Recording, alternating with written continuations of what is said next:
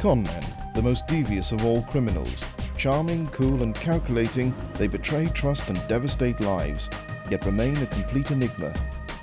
We are about to explore the mysterious world of these master criminals, giving an unprecedented insight into the workings of the complex minds of some of the world's most cunning con men and women.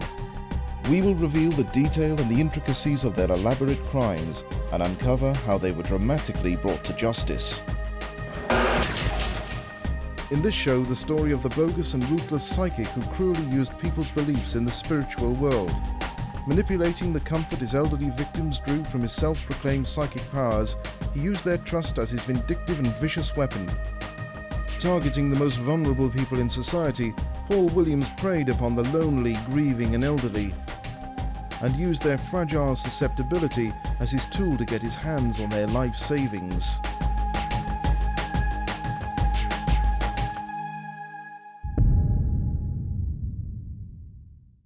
Paul Williams would describe himself as probably one of the best psychics around. Paul Williams was the heartless conman whose insatiable charm and catalogue of lies from beyond the grave cruelly conned the mourning, old and defenceless. I would describe Paul Williams as your opportunistic conman. He uses his status as a psychic in order to suck people in. Manipulating people's belief in the psychic world, Paul Williams did the unthinkable and abused his elderly victims' trust with heartfelt messages from the spiritual realm that ultimately said one thing: give him their money. He spotted an opportunity to manipulate really what are the most vulnerable people in our society, people who are elderly and also recently bereaved. Paul Williams was a predatory psychic who used his powers to profit from their loneliness. And used psychology to actually make them hand over money, write a will to his benefit, basically do whatever he wants them to do. I think Paul Williams has got a PhD in con artistry. In 1997, a 39-year-old Paul Williams was living in Sutton in the Midlands with his wife and family. Paul was a familiar face in the Black Country area and somewhat of a local celebrity due to his self-proclaimed gift. Paul Williams is probably better known in the Midlands as Paul Duran. That's his stage name. He's a psychic, or at least that's what he wants people to think. He'd made quite a name for himself amongst the local community with various spiritualist medium meetings that he conducted locally. And I think he liked to think of himself as quite a well-to-do gentleman. People came to him for his psychic powers, his ability to exorcise ghosts, his ability to read the future, his ability to contact dead relatives, loved ones, things like that. And he was very ostentatious. He's even had a car that had his own personal number plate on, psychic. So I think everybody was a little bit in awe of him, and there was no reason for anyone to believe that he wasn't genuine. Paul Williams was charming, suave and popular, the ultimate showman. And even the beginnings of his psychic gift had a dramatic origin. He said that he had been involved in the battle for Port Stanley, and it's an amazingly sort of atmospheric description of his death and his almost rebirth. What he actually said to me and a few others that were around at the time was that he was, in the Falklands War, and that there was an explosion and this shrapnel was coming towards him, but that he saw it coming in slow motion, and that there was absolutely nothing he could do about it. He knew it was going to hit him and he couldn't move because of the position he was in. And then he died, apparently, and felt that he'd gone to the other side because he saw the white light and he was being drawn towards the light. And there was his grandmother at the end of the white light. And his grandmother, who he said had psychic abilities, said, "Paul, it's not your time yet. Go back and help people." And at that point that he felt he was, psychic, and that he was back for a reason, and perhaps to be this most amazing gifted person that was going to help all kinds of people in all different ways with his gifts. Paul Williams was interviewed in 1999 for an unaired TV pilot called The Hauntings and Mysteries of the Black Country. In this footage, Williams talks about the extraordinary event that led to his psychic awakening. And when I came through that accident, after a long time recovering, I started to look into the reasons of why that happened to me. And I started looking into the paranormal. Years later, Paul Williams' story was found to be a complete work of fiction and a taster of the deception that was still to come. Checks with the Royal Air Force and the Army revealed that they'd have no record of anyone with that name or that date of birth ever serving at the Falklands at that time. Like everything that Paul Williams says, it was a complete load of rubbish. Despite the far-fetched fictitious origins of Paul Williams' alleged psychic gift, his career as a psychic funded a glamorous, opulent lifestyle. Paul Williams lived in a very nice lockkeeper's cottage on a canal in Staffordshire. To look at his house, it was extremely impressive. It's very, very picturesque. It would be quite expensive to live there. He opened a shop next to his house on the canal side, which had crystals, tarot cards, sort of, I guess you'd call them sort of mystic things. People would walk past, he'd stop and chat, people would buy stuff. I think it was quite a profitable business. As well as having his little psychic shop, a local hotel in Stourbridge, the Talbot Hotel, employed him as their in-house psychic. I think it was the first hotel in the country to have a psychic reading with your bed and your breakfast. So he was a well-known personality, larger than life, very charming. A self-publicist and staple of the local newspapers, Paul Williams even made bogus claims that the police called upon his gift to help solve crimes. Paul Williams has claimed to have helped police investigations into serious crimes. To my knowledge, he has never assisted the police in any investigation whatsoever. But these weren't his only lies. Williams declared himself to be a psychic to a glittering array of celebrities. He also claimed to have been a friend or given spiritual advice to various celebrities. We have a sort of litany, really, of sort of TV, sports, music stars, Mick Hucknall, Simply Red, Babs Windsor, Steve Davis, Michael Barrymore. And he actually told me that he'd actually done the whole cast of Coronation Street, I believe it was, and that he'd also read for some of the EastEnders cast. I asked him about whether he was a psychic to the stars. I said, "Oh, you were clairvoyant Barbara Windsor, weren't you?" And he said, "Oh yes, but that was some time ago. That was a long time ago." I said, "Oh right, so it's true then, is it?" "Oh yes," he said. I said, "Michael Barrymore, you're a friend of his?"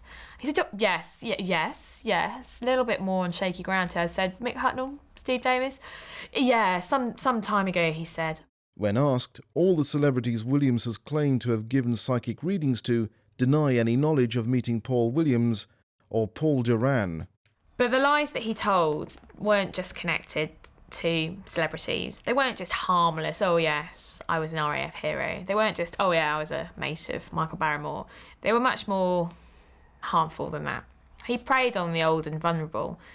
We think, perhaps, that he cons a lot of people, but the way he did it, it's very difficult to prove. Irene Hixon is a prime example. She was an old lady. She was very into the paranormal. She was very into psychic abilities. She's very interested in all that sort of stuff. Having talked to Irene's relatives, we believe that Paul met Irene through one of these séance evenings that she'd attended. He told her, like he did to many other women, that he could speak to her husband from beyond the grave. Irene Hixon believed him. I mean, he's a charming man. He's got a very good psychic pedigree. She believed in this sort of thing. She probably wanted to believe that he could speak to her dead husband. She was obviously extremely distressed and felt she needed some comfort and having a belief in psychic phenomenon, and believed that Paul could actually potentially contact her husband, and to know he was thinking about her obviously gave her an enormous amount of comfort. And Paul very much took advantage of that. Coming up, Williams' cruel and callous psychic con puts money in his pocket and shockingly puts innocent and elderly people out on the street. He evicted her lodgers against her expressed wishes, and he very quickly turned his attention to who he could manipulate next. Paul Williams is probably what many would see as a traditional con man. Paul Williams passed himself off as a clairvoyant and psychic, but ultimately proved himself to be a callous and heartless con man, preying upon the enormously vulnerable and elderly. You can't go around tricking people out of their money on the pretext of being something that you're not. I think the one thing you have to say about this man, that he's exceedingly charming. I think straight away people that met Paul clearly thought that he was a genuine person. He plays on very much the vulnerable, the elderly, people who are distressed, and he plays on that emotion very effectively. Paul Williams' psychic pedigree has now proven to be bogus, but in 1998 he was in the perfect position as one of the West Midlands' leading clairvoyants and psychics, and he had openly spoken about his alleged special powers. I went up into the bedroom where she'd got the problems, and as I closed the door, every single photograph on this sideboard came off there and flung straight at me and knocked me against the wall, which shook me a little bit. But no one knew that this man was a charlatan who was about to con the life savings out of at least 2 known trusting victims. He would often give psychic consultations to people who wanted to exorcise ghosts or who wanted to contact loved ones who'd passed away. And he had sessions that he conducted. Groups of 20, 30 people get together, have some sort of seance, holding hands, you can imagine the sort of thing. And he would basically act as the conduit, the medium, and quite literally the psychic medium for that group. Paul Williams was using his professed skills as a psychic to con people. And so therefore his victims in effect would come to him, or very convenient. This is an example of self-selecting marks, which is one of the reasons why the psychic sort of scam game is popular and profitable. Because as soon as people come to see you as a psychic, then you already know that they're fairly gullible. And they actually come to see you and say, I believe, so you're off to a good start there. And of course, there's no way to disprove what people say from you on the grave. So yeah, it gives them much more license to get away with stuff. When people came to Paul Williams, they'd obviously just lost a loved one. They were in an intensely vulnerable state. They were old, you know, and they needed support. They needed somebody to help them. They were reaching out for help. And he totally abused and betrayed their trust. One of the women who truly believed in Paul Williams' gift as a psychic medium was Irene Hixon. Irene first visited Williams for a psychic reading in 1998, hoping to contact Ernest, her husband who had recently passed away. Williams quickly befriended Irene, as this footage from an unaired TV pilot shows. With me today is Irene Hixon, and she's now my adopted mother and very, very precious to me. He quickly ingratiated himself into her life. I think he probably quite quickly found out that she hadn't got any children and that she was very wealthy. She owned a nice house in Tipton, and she also had a lot of jewellery. She also had a lot of Royal Dalton figurines. There were 3 lodgers lodging in her house from which she derived an income. And anyway, Paul befriended her. 4 months later, she made a will, leaving all of her property and estate to Paul Williams. And if Paul should die before she did, it was to go to his son, Stephen. There were a couple of other bequests, some charitable bequests, a couple of £1,000 here, £1,000 there to other relatives. But the bulk of the estate and the house was left to Paul Williams. Irene Hixon did have 2 living cousins, Doug and John Hyde, she was close to. But the will created at Paul Williams' solicitor on the 12th of February 1999 left Irene's house to her new friend of 4 months. Sadly, by the autumn of that same year, Irene Hixon's health had begun to deteriorate. She was admitted to hospital, and her concerned cousins rushed to see her. It's a strong indication of the power that Paul actually had over Irene in the end, that in fact when she was ill in hospital, and her 2 cousins, who she was very close with, she'd spent every Christmas with them and visited them regularly. When they tried to visit in hospital, it was in fact Paul who was referred to by hospital staff as her son. And Doug said, "What do you mean? She doesn't have a son?" And the sister said, "She does. I've met him, Paul." He knew the existence of this Paul fellow. He knew that Irene was into the spiritual side of things. He just sort of thought he must be involved in this sort of group. And he said to Paul, "You know, what's this? You're passing yourself off as her son? What's going on?" And apparently Paul said, "Oh, I'm the son she never had. She likes to call me her son because I'm the son she never had." And Doug said, at the time, I thought, well, you know, it's fair enough. It's a fair enough explanation. He seemed like a nice guy. He seemed like he was helping Irene. I thought, you know, Fair enough.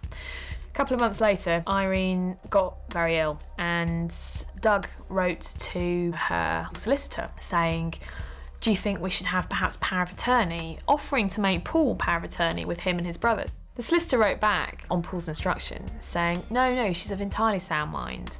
We don't need to make her power of attorney. In fact, she's getting better. A couple of months after that, sadly, Irene passed away. Irene Hixon died on the 22nd of December 2000, just over 2 years after meeting Paul Williams. With her death came Doug and John's realization that their cousin had left most of her estate to Paul Williams. But there was a further shocking discovery to be revealed. And most devastatingly, the executor of the will was Paul. He had complete control after she died. Now, Irene didn't have any children, but she did have cousins, and she did have nieces and nephews. Perhaps one would think that she might have made them, her family, the executor of her will, not someone she'd only met 4 months previously. Doug and John Hyde could not face seeing Williams dominating the proceedings at Irene's funeral and were so upset they didn't attend. But Williams was there and he was centre stage. At the funeral, Paul made a eulogy. Doug's wife went. She said that it was the most hideous thing she'd ever heard.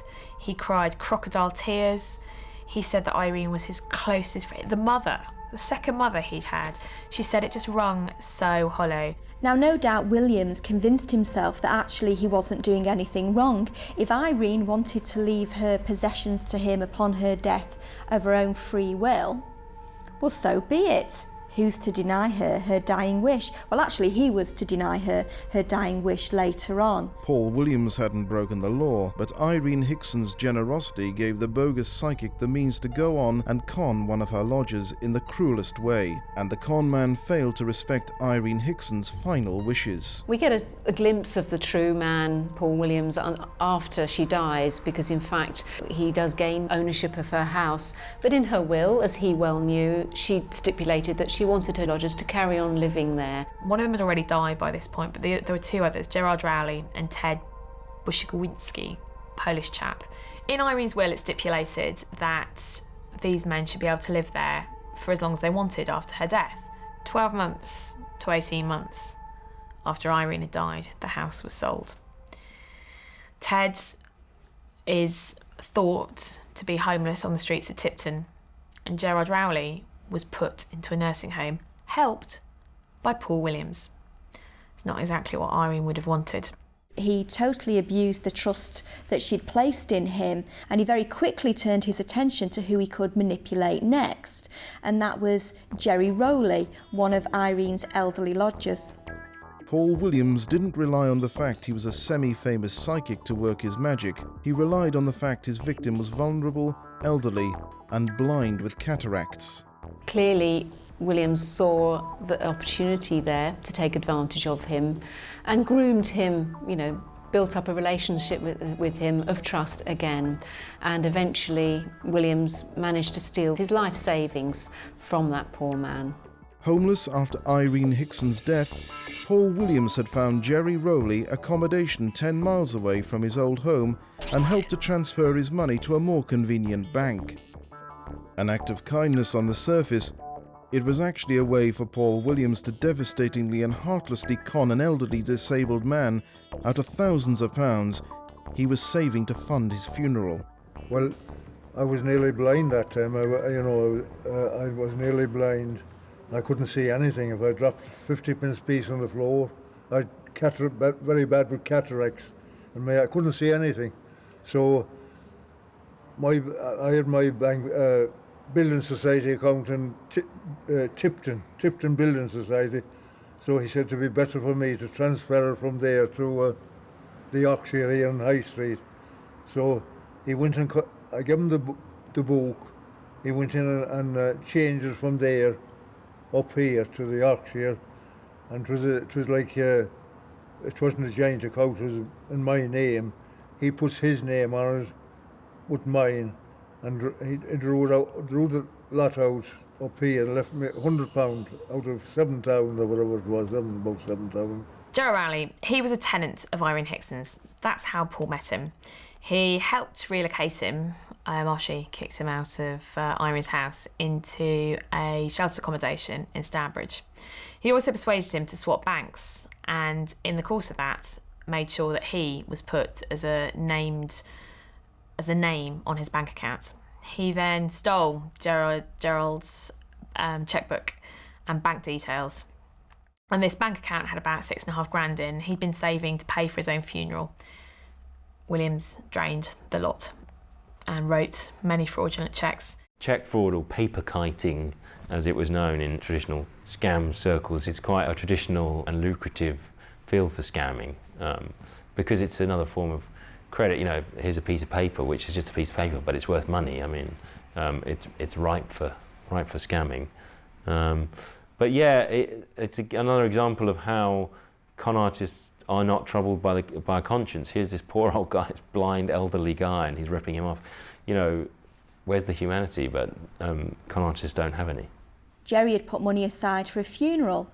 No doubt Williams thought, oh well, it's a funeral. He won't really be aware of what's going on at his funeral. Let's face it, he'll be dead. So it won't matter, will it? It won't matter if I just siphon off this money. In 2003, Paul Williams stole £2,900 from Jerry Rowley's account, as well as fraudulently using the pensioner's chequebook to steal a further £3,591, leaving Jerry's funds decimated. A friend of Jerry's became concerned about the fact Paul Williams had Jerry Rowley's bank book. Jerry had tried to contact Williams for the book several times, but to no avail. So his friend took him to his new bank, where the horror of what Williams had done to the 82-year-old man was finally revealed. She used to run the Talbot Hotel here, the landlady in the Talbot, and they got to know something about it, and she took me up to the Yorkshire Building Society, and they took it out. It was all down there, all the money drawn out in his name, Paul Williams' name. 1,200 was the first lump he drawed out to pay for his petrol down in Woolston Garage. 1,200. I didn't know anything about it and all that. That was he drew it out in his name, signed his name to it. It was all my money, like every penny was my money. This was how he was first caught. Gerald discovered that all this money had gone out of his account.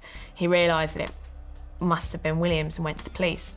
Oh, well, the lowest of the low, couldn't get any lower than what I think about him. I couldn't get any lower, and I couldn't place him low enough.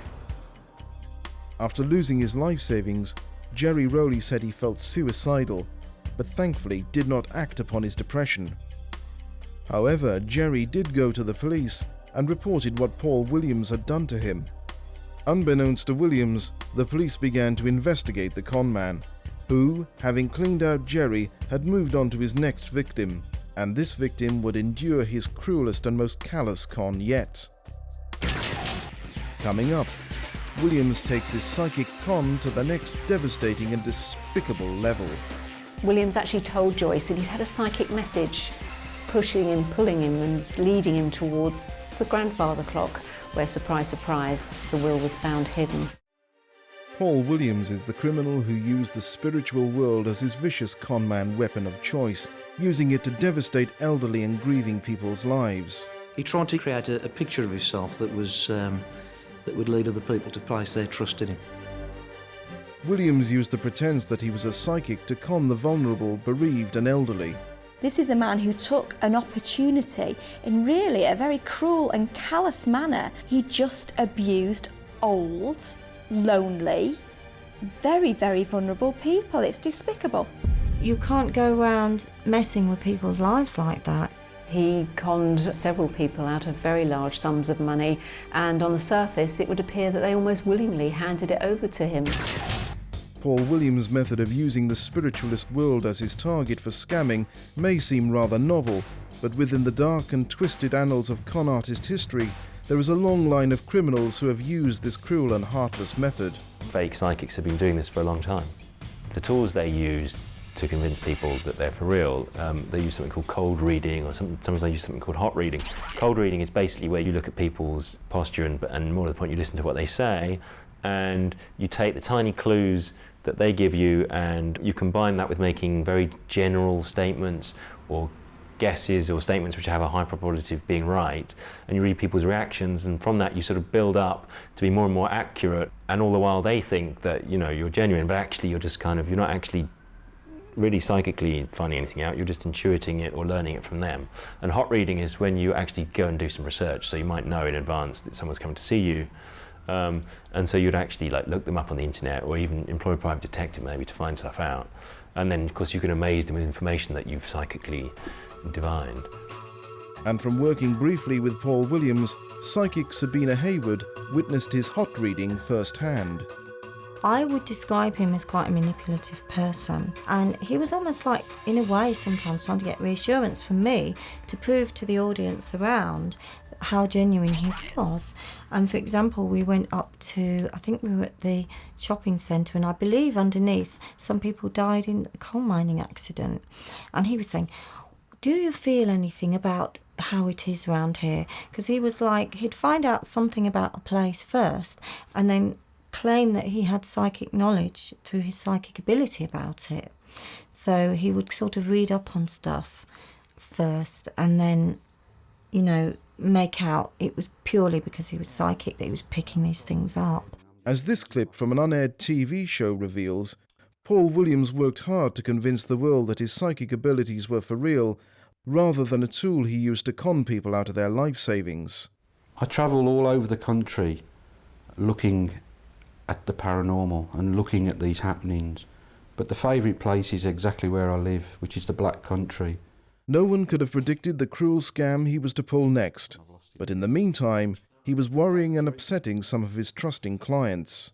People that he'd read for were coming to me quite upset because his attitude towards them, in the sense that sometimes he would just go, I can't read for you, that's it, I'm not reading for you. So they would actually perhaps think the worst. So they'd come like a little bit scared. And of course, then if I looked at the cards and found everything was all right, and I'm starting to think, well, what kind of game is he playing? Looking back now, perhaps he was rejecting them because they didn't have the financial assets to help him, you know, accumulate his money. I'm sure he saw people of all walks of life, but he was probably able to specifically pick out those who would be more amenable, really, more pliable, more likely to use him for support and take him into their confidence. And these people happened to be very elderly. Also, he knew that these people were likely to die in the future as well, and so there was a good store of money there, and he could have that store of money if he got friendly with them. By 2004, Williams had already got friendly. He'd inherited a house from Irene Hixon and then stolen over £6,000 from her disabled lodger. Paul Williams was unaware the police had begun to investigate him, and he had already moved on to his next known victim, a couple of spiritualist believers he had known on and off since the 1990s. The final victims that we know about with Williams were a couple called Joyce and Charles Sutton. Had actually known Williams for a very long time. In the early 90s, they met him through the spiritualist community, and they'd built up a friendship, acquaintanceship over many years, and had built up a lot of trust, I would imagine, between them. But he hadn't actually stolen anything from them up until then. Joyce Sutton and her husband often visited these spiritualist sessions, which were held periodically at various establishments in Stourbridge.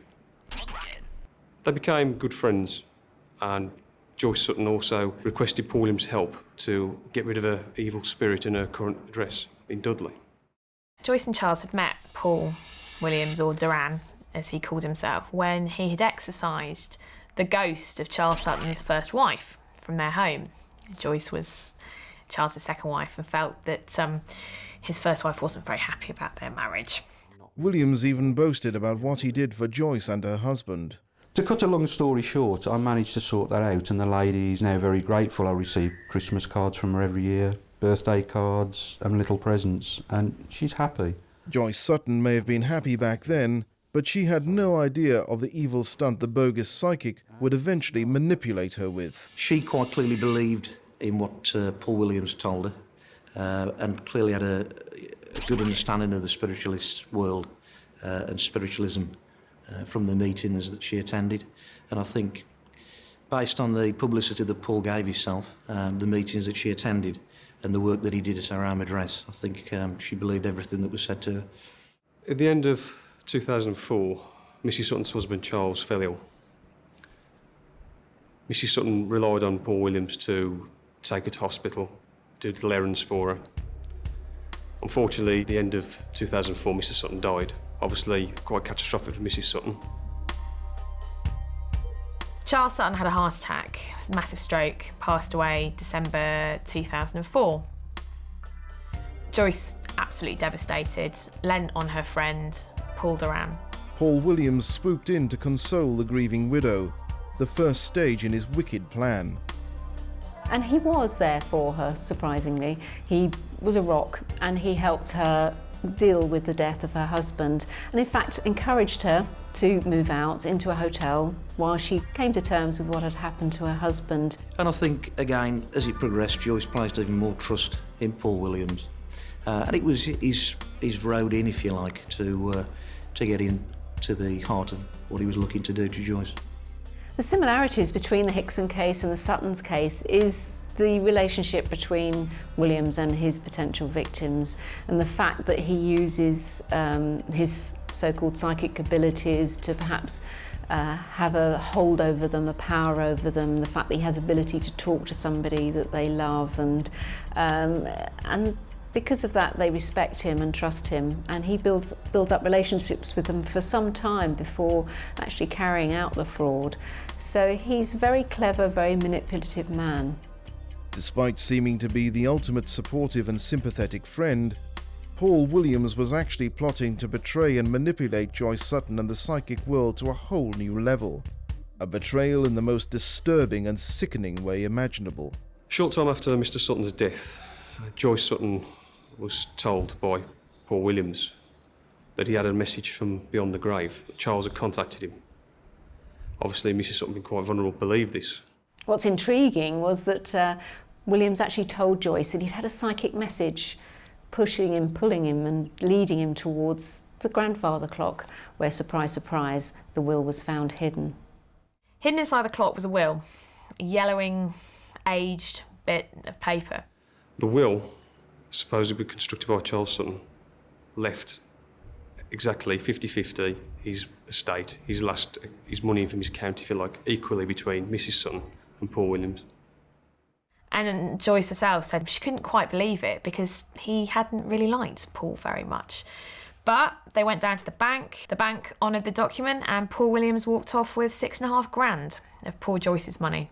But that's not all he did. He also stole her checkbooks. So when Joyce went on holiday for 6 weeks to try and get over her husband's death, he also used her checkbooks to fraudulently drain money on her account as well. Having gained Mrs Sutton's trust and having access to her finances, and obviously late husband's, he took her checkbook and paid some of his own bills using her checkbook, thus forging a signature. When she came back from holiday in February 2005, she phoned up the bank to find out her balance and discovered most of the money had gone. She then contacted police, and that's how they tracked him down. The cheque fraud was a step too far. Paul Williams' greed was his downfall. Joyce Sutton had accepted Williams' bogus claims concerning the will, but when she realised the conman had basely forged her signature and stolen from her account, his vile supernatural scam came crashing down. And whether a spiritualist or non-believer, there is no doubt that preying upon and targeting the recently bereaved is one of the lowest and cruelest crimes a person can commit. Paul Williams has used his trust as a friend of Mrs Sutton and then abused her trust in the hope that, in her grief, that she would not make any complaint. So he's gone in there knowing that she's in a very vulnerable position. She's been very, depressed or, upset over the loss of her partner. And he's used that to sort of benefit himself, and I think it's absolutely dreadful. I think it's horrendous. Fraud in itself is quite a time-consuming process, from gaining the trust of the person initially to actually progressing down the line where the frauds take place. It's very important for the fraudster to gain the trust of the person that he's looking to get money from or steal from. It certainly worked, as we saw in the case of Joyce Sutton. Well, I think that Williams went a step too far with this whole bogus message from beyond the grave, will behind the grandfather clock ploy. And to me, that seems to indicate that he was just getting greedy. Well, greedier, and he wasn't prepared to put in the effort that he'd had to put in with the other old people. Basically, he wasn't prepared to spend the time ingratiating himself with Mrs. Sutton and waiting for her to die. He wanted what he wanted, but he wanted it instantly. And I know it sounds kind of ridiculously cheeky that he thought he was going to get away with it, but if he felt that she was under his control enough, then he had no reason to suspect that he wouldn't get away with it. It is possible that he fell victim to his own confidence trick, in the sense that he was too confident in his power over his victim and too confident that he'd get away with it. But confidence artists are not generally the most sort of forward-thinking or careful, or conscientious individuals, so they're often very careless in that sense. The game was up, and Paul Williams should have known what was going to happen next. Mrs. Sutton contacted the police in early summer 2005 when she realised that funds had gone missing from her bank account without her knowledge.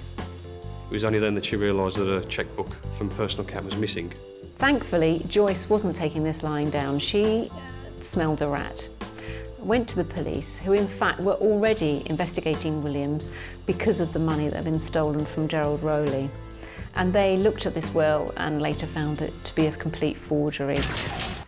Coming up, Paul Williams' cruel psychic con comes crashing down like a house of tarot cards when the full extent of his con is exposed to the world. We're printing this story this Sunday. Your face is going to go on the front page. Everyone in the Midlands is going to know what a con man you are and how despicably you've behaved. What's your excuse? Paul Williams used his role as a psychic to con the elderly, susceptible and bereaved. Because he was known as quite a celebrity himself, people just trusted him and trusted what he said. This is just somebody who saw an opportunity to rip off vulnerable people, and he took it. I personally think he concocted this web of deceit in his own head, and he believed everything he was saying. So I guess he's the ultimate con man because he believes what he's saying. Paul Williams made thousands from his cons, but he is not the first criminal to target the psychic world to make cash. If you look at the history of psychic phenomena and spiritualism, it's one long line of debunkings, unmaskings, frauds, con artists, disappointments, you name it, and yet it's still going strong. I mean, it's pretty remarkable. He clearly was able to stand up and give the impression that he could, in fact, talk to people who had passed away. In a spiritual sense, you're not reading people's cards and reading their futures to gain. You're actually doing this to help people first and foremost. It seems helping people was the last thing on Paul Williams' mind. He was using his self-proclaimed gift to do one thing: make money. These people are old, they're vulnerable, their loved ones have passed away, and he knows exactly which buttons to press. If you look at his scam, it's kind of more of a sweetheart scam almost, because he was convincing people to, if not fall in love with him, certainly to sort of become closely involved with him and trust him. By 2005, Paul Williams' scams and lies had caught up with him when grieving Joyce Sutton realised he had stolen her chequebook and used it to pay his own bills. And she went to the police, who took the psychic scammer's manipulation of the most vulnerable section of society very seriously. Paul Williams was arrested by my colleague for the deception, or the theft of the chequebook, and the subsequent fraudulent transactions on the cheques. A search was carried out at his home address where various documents belonging to Joyce and Charles Sutton were found, as well as other different documents that he really didn't really need, that belonged to Mr. and Mrs. Sutton. While this was going on, Mrs. Sutton contacted myself to make me aware of the will, as she got quite a few concerns, and in the light of what had happened with the cheque frauds, she was concerned that the will might be a forgery. Our investigation proved that the will was in fact a forgery made by Williams. And at Wolverhampton Crown Court, Paul Williams, seen here arriving for his hearing, had to decide if he was finally going to admit his charade and scam. I think it took everyone really a little bit by surprise, and he's in fact pleaded guilty. Most people who had their eye on the case, like the Sunday Mercury had, expected him to plead not guilty. These were elderly people in cross-examination. Barristers could probably say that they were confused, he was only trying to help them, etc, etc. And the charges that he's admitted in court relate to the forgery of the Sutton's will, the money he stole from Joyce, and the money he stole from Joe Rowley. The police say there are other things that he's done and other people who they believe he's conned, but it's very difficult to prove. But the evidence the police had from 82-year-old Jerry Rowley and recently bereaved Joyce Sutton was irrefutable. Williams had no choice but own up to his crimes and plead guilty. After the hearing, local reporter Emily Andrews paid the con artist a visit before he was sentenced for his crimes. So I said, Paul Williams? He said, yes. And I said, is it Duran? And he went, he wants to know. And I said, Emily Andrews, Sunday Mercury, we're running a story about you this week. And he just sort of looked very shocked and turned quite pale. And I said, well, look, you know, you've preyed on these elderly people. You've admitted it now in court. What's your excuse? And there was just this sort of litany of rubbish, really. He said, oh, I'm really ill. I've got mental health problems. I've had a really bad back. My barrister will say will give my sort of mitigation at the sentencing. I said, well, come on, Paul. This is your opportunity to tell me. We're printing this story this Sunday. Your face is going to go on the front page. Everyone in the Midlands is going to know what a con man you are and how despicably you've behaved. What's your excuse? He didn't really have one, apart from the fact that these people weren't really telling the truth. And I said, but you pleaded guilty, you've admitted it. He said, oh, there's two sides to every story, And I said, well, come on then, give me your side. What's your side? He said, oh, I can't talk to you. My barrister says I can't talk. I said, well, that's convenient, isn't it? And he said, oh, well, I'll talk to you after the trial. I said, what, when you're in jail? He said, yeah, maybe we can write a book together. I just thought, no, maybe we can't, actually. Thanks very much. As well as Williams weakly claiming health problems had prompted his cruel and callous criminal behaviour, the psychic scammer, in reference to his self-proclaimed gift, also stated, I've given it all up after this affair blew up. At the sentencing, Adam Weston, who defended Williams, claimed that the con man used the money he gained to fund an extramarital affair and to fund his lifestyle rather than accept his loss in status after losing his job.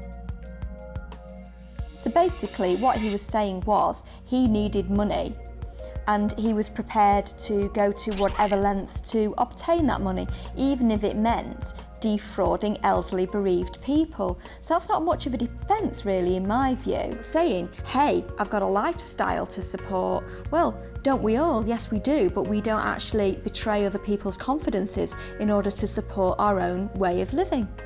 Paul Williams received an 18-month custodial sentence for the deceptions. The recorder at the time of the hearing stated that even he should have seen this coming. The court reporter added, you don't have to be clairvoyant when you've done what you did to see that. Whether Paul Williams' alleged psychic ability allowed him to see an 18-month jail sentence in his future remains a mystery, along with whether there are more elderly victims out there who fell foul of Paul Williams' cold, calculating and cruel con. But Williams is such a successful con man that there are people out there who believe in his purported gift, even one of his victims. Some people still believe he is psychic and his psychic abilities. Even I think Joyce Sutton, who he robbed in the most callous of ways, she still believes he does have psychic abilities. I think she still believes that he did in fact get rid of the ghost of Charles's first wife. But I think she feels absolutely furious that he took her for the ride that he did, and that he conned these old people in the most callous of ways. He pressed the buttons and walked away with their money. Joyce Sutton, she has trusted this man and now knows that he has betrayed her trust and, for all intents and purposes, become a virtual recluse. None of Paul Williams' elderly and vulnerable victims ever got their money back after being conned by the bogus psychic, who is now out of prison after serving just 4 months of his 18-month sentence. is heartrending to think that these people have opened their souls to him and he's taken advantage of them, and it makes it very difficult to build up trust with anyone in the future after something like that's happened to you. In this area of sort of psychic phenomena, people are self-selecting themselves. People who believe in it are automatically going to be a bit more gullible about that kind of thing. But you would hope that anyone who did read the report about Paul Williams would think twice. He used those lies for profit. He used those lies to buy his wife a top-of-the-range Porsche. He used those lies to live in a luxury house by the canal side. And he used those lies to prey on vulnerable old people who believed every word he said.